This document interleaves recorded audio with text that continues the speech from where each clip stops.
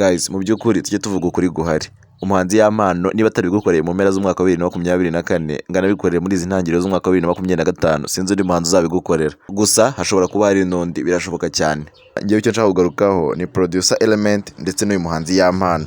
Nimvuga Element uretse umva 1:45 am muri rusange. Hari amakuru avuga ko Yampano yaba yarabonye umuproducer uzamubera Element ndetse yamaze no kumubera n'ubundi cyane cyane ko indirimbo ye ya mbere yamukoreye ariyo bita ngo yagize miliyoni views mu gihe gitoya ikarusha izindi ndirimbo zose Yampano yaba yarakoze. Akarusho k'iyi ndirimbo ikaba ya audio. Can you imagine ko indirimbo ya audio ihitinga cyane ikarusha video zose wakoze? Ngo wayikaze kuri admount.new. Anga tuganira amakuru ya entertainment ndetse n'ibigenda bicicikana kuri iyi mihanda ku mbuga nkoranyambaga muri rusange. Sinzi niba uri kumva icyo kintu. Ngo wayikaze.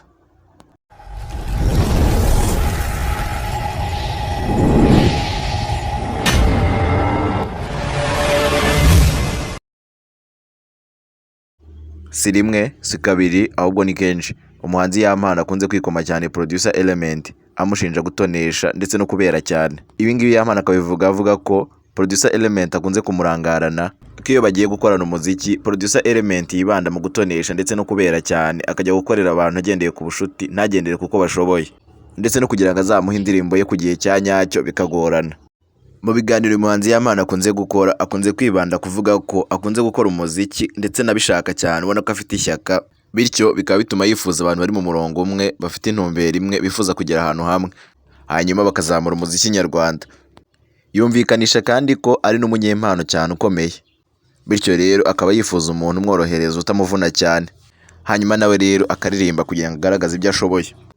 Ubaze neza isaha ku yindi, umunsi ku wundi, icyumweru ku kindi, hashize ibyumweru bigera kuri bitatu uyu muhanzi ashyize hanze indirimbo yise ngo yakoranye n'umuraperi Papa Cyangwe. Ni indirimbo natangiye ndi gukomozaho, so wakibaza kuki nayikomojeho. Ni indirimbo yakunzwe cyane ndetse no muri iyi minsi iracyakomeje guhitinga. Aha nimbivuga neza abantu bakoresha TikTok muranyumva ndetse murabyumve neza cyane. Ni indirimbo yakunzwe ku munsi wa mbere kuva igisohoka ndetse igakomeza no kwigwizwaho urukundo cyane ubwo Yampano yaperformingaga muri BK Arena ku itariki ya mbere Mutarama 2025. Aha hari mu gitaramo cya The Ben. Iyi ndirimbo yararirimbwe Yampano akishyiramo, abantu barishima cyane bigaragaza ko iyi ndirimbo ifitiye urukundo rukomeye cyane kandi ruhambaye. Hanyuma rero nyuma y'iminsi mike cyane itageze no kuri 3 Yampano amaze gutaramira muri BK Arena, iyi ndirimbo yahise yuzuza miliyoni y'abayirebye ku muyoboro wa YouTube, ndetse ikaba ari indirimbo ya kabiri yakoze ikarebwa n'abarenga miliyoni ku muyoboro wa YouTube. Urumva ko iyi ndirimbo itoroshye. Indirimbo ya mbere yagize miliyoni ku muyoboro wa YouTube kuri channel ya Yampano ni indirimbo yitwa Ndi Kwikubita. Gusa iyi yujuje miliyoni hashize igihe kingana n'ukwezi n'igice, mu gihe ngo yujuje miliyoni y'abayirebye mu gihe kingana n'ibyumweru 2 n'igice. Akarusho kango rero iyi ndirimbo ya audio, nimvuga ibi ngibi uhita ubyumva neza cyane ko indirimbo ya audio ihitinga ikagira miliyoni y'abayirebye, abantu bakayireba ndetse ukabona baranayishimiye cyane, bakomeje kuyireba bakanayisharinga hirya no hino. Aha nta kindi urahita wumva cyane, urahita wumva imbaraga z'umuproducer, wumva imbaraga za audio. Wakwibaza uti se umuproducer wakoze indirimbo ninde? Ese ni Element? Wapi? Ese ninde? Ni umusore ukiri muto ndetse akaba ari umuhanga cyane, bamwita Best Beat. Uyu musore akorera mu karere ka Rubavu, ariko rimwe na rimwe ageza mu mujyi wa Kigali gutera ibiraka. Iyi ndirimbo ngo yakoze rero iri kumuzamurira izina cyane muri iyi minsi. Mu kiganiro uyu muproducer yagiranye n'itangazamakuru yatangaje ko agihura na Yampano bwa mbere yajyaga amucurangira gitari bisanzwe, hanyuma Yampano akaririmba. Gusa yaje gutinyuka aramubwira ati burya nkora n'indirimbo. Hanyuma Yampano arabyumva, babiganiraho bapanga n'umushinga wo gukorana, bityo bituma bakora indirimbo ngo yaje guhitinga cyane. Abasore bose bakorana nawe muri uruganda rw'imyidagaduro birumvikana n'abari kuzamuka, bose bari mu nzira yo kuzamuka kugira ngo bagere hejuru. Bahise bafatanya gukora indirimbo, barara amajoro badasinzira, indirimbo bayigaho, barayikora kandi bayikora neza, dore ko yaje no gutanga umusaruro rwose ufatika. Si Yampano gusa kandi dore ko na Social muri iyi minsi ari gushyira hanze album ye nshyashya. Uyu muproducer yakoze indirimbo zigiye zitandukanye ziri kuri iyi album. Na album izaba iri indirimbo 13, ndetse muri izo 13 akaba aramaze kugera imwe hanze yitwa Amora. Ingi Amora rero uyu muproducer niwe wayikoze, umuproducer y'Urubavu rwose. Urumva ko rero hano muri industry turi kugenda twunguka abantu bagiye batandukanye kandi bakomeye banashoboye. Reka tumuhe ikaze rero, tumwitege muri uyu mwaka wa 2025. Uyu musore mu minsi ishize yajyanye ikiganiro n'itangazamakuru ndetse aritangariza ko gukorera Rubavu bimuvuna cyane, biramuvuna kandi koko guhura n'ibyamamare bimwe na bimwe yavuze ko bimugora, ariko batangaza ko yiyemeje gukora cyane no gukora uko ashoboye kose agahura nabyo, icyo ahuye nacyo akagikorera neza cyane ndetse akanakora byinshi birenze ku buryo wakoreye azagaruka kumureba, ndetse byanashoboka akageza mu mujyi wa Kigali rimwe na rimwe akaza akahakorera ibiraka.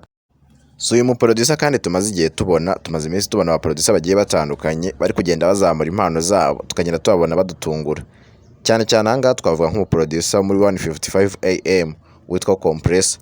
Uyu nguyu ya mpano yamukuriye ingofero anavuga ko rwose anashoboye, kandi turetse n'uwo abaproducer benshi bagiye batandukanye hano mu gihugu abahanzi benshi bari kubashima. Ni ikigaragaza ko rero umuziki wo mu Rwanda uri kugenda utera imbere, hari level uri kuvaho ndetse akaba ari naho uri kugana, icyerekezo cyiza cyane. Kuri ubu usigaye wumva indirimbo kumva ko ikoze koko, nubwo bamwe bagerageza bagenda bavuga ko indirimbo zimwe na zimwe bagenda bifashisha gushishura cyangwa se gukoresha amabita agiye atandukanye, ariko ibi ngibi bikakunda kuvugwa ko mu muziki bikunda kubaho, kwifashisha iby'abandi ngo bikunda kubaho cyane ndetse bikanakoreshwa kereka iyo utarengereye. Urumva ko rero nta kibazo kirimo, ariko na innovation burya ibikenewe. Umuhanzi Yampano rero afite indirimbo nshyashya kuri YouTube yakoranye na Bushari yitwa Meterese. Iyi ndirimbo nayo yakiriwe neza, abantu barimo barayireba rwose. Niba utarayireba ndagushishikariza nawe kugenda ukayireba, ugashyigikira abahanzi nyarwanda ndetse n'umuziki nyarwanda muri rusange. Ni ibyacu, nitwe dukwiye kubizamura. Ngayo nguko rero ni amakuru ya entertainment ndetse niyo bigenda bicicikana kuri iyi mihanda, nibyo mba nagiye ngutegurira umunsi ku wundi, ngushimira cyane wowe ukomeza kugenda ubana nanjye, ngusaba kandi ngo nubwo nibyo dukora ujye ukanda kuri subscribe, hanyuma ufungure n'akazogera kugira ngo nidushyiraho inkuru ujye uzibona mu ba mbere. Ni entertainment ndetse n'ibicicikana kuri iyi mihanda cyangwa se ku mbuga nkoranyambaga muri rusange, tugenda tuganira umunsi ku wundi. Ariko mbere yuko ngenda reka nkubwira aka kantu, wowe uri kunyumva aka kantu ukazirikane kabisa kandi uzajye unagakora. Nujya ubona umuntu ufite impano, umuntu wagize icyo akora kugira ngo atere imbere, ubona hari icyo wamufasha, jya umushyigikira kugira ngo cya kintu ashaka kugeraho akigireho. Niba hano muri entertainment hano mu Rwanda abantu barimo bagerageza, ugasanga umuntu arihirinze akoze aka audio keza akagwaya avuga ati kampromotingire mu buryo bushoboka, mufashe kugira ngo kagere kure, cyangwa se n'aka video kamufashe kugira ngo bigere kure, niho ibintu bizagenda neza cyane. Ibintu by'imitima mibi tujye tubireka, hanyuma dufashanye kugira ngo ibintu birusheho kugenda neza cyane. Rero nawe niba wakunze ibyo dukora ukande kuri subscribe, ufungure n'akazogera kugira ngo tujye duhura mu biganiro bigiye bitandukanye. Mpitana nakubwira nti rero reka duhurire mu bindi biganiro. Ciao ciao, ndabakunda cyane.